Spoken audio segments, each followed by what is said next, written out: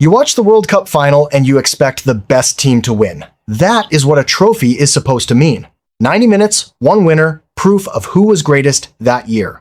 But look at the list of champions and something strange starts to show up. In over 90 years of this tournament, only 8 nations have ever lifted the trophy. Not 15, not 30, 8. Hundreds of countries have entered. Some of them have produced the most beautiful football anyone has ever seen.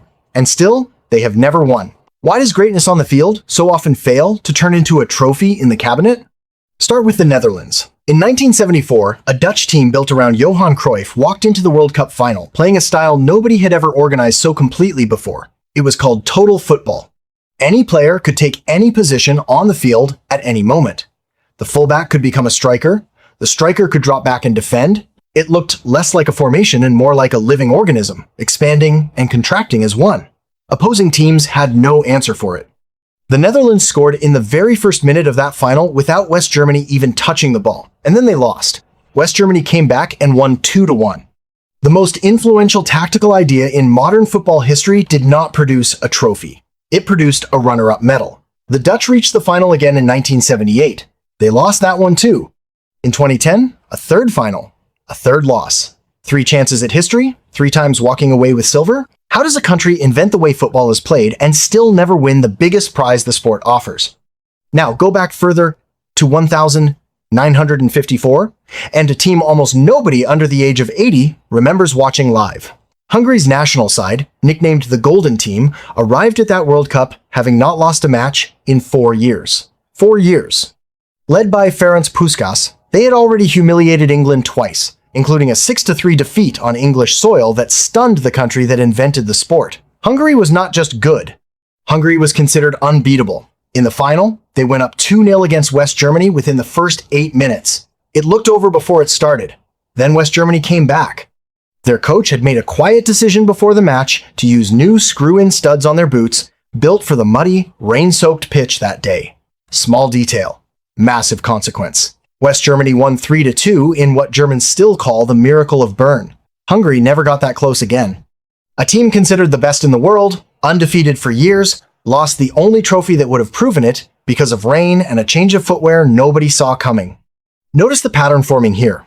It is not always about talent. Sometimes the better team simply meets the wrong 90 minutes at the wrong time, and history only remembers the scoreline.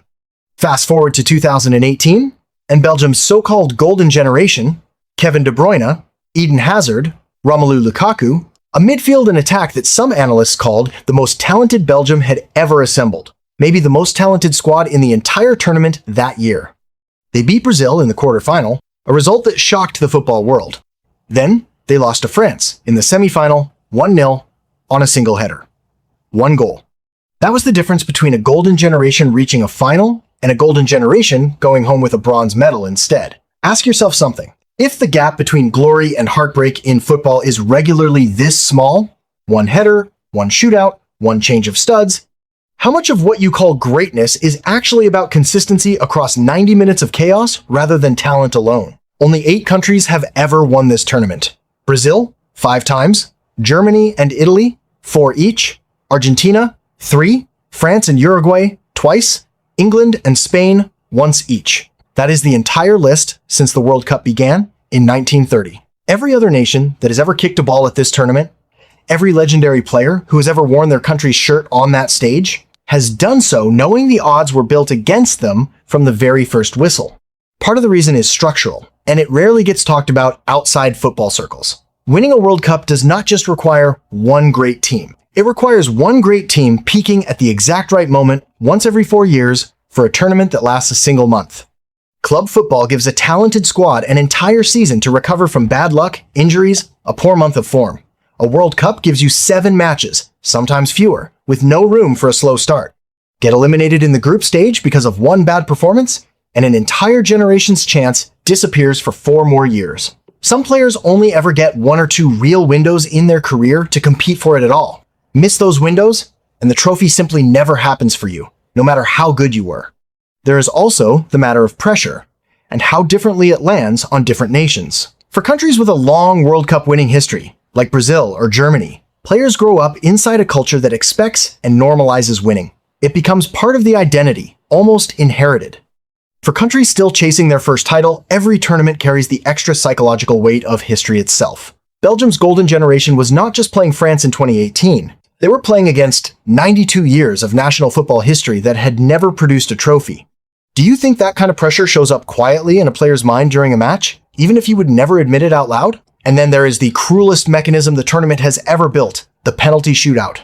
Some of the most talented teams in World Cup history have been eliminated not by being outplayed, but by missing from 12 yards out, under stadium lights, in front of hundreds of millions of people watching at home. It has nothing to do with tactics or total football or golden generations.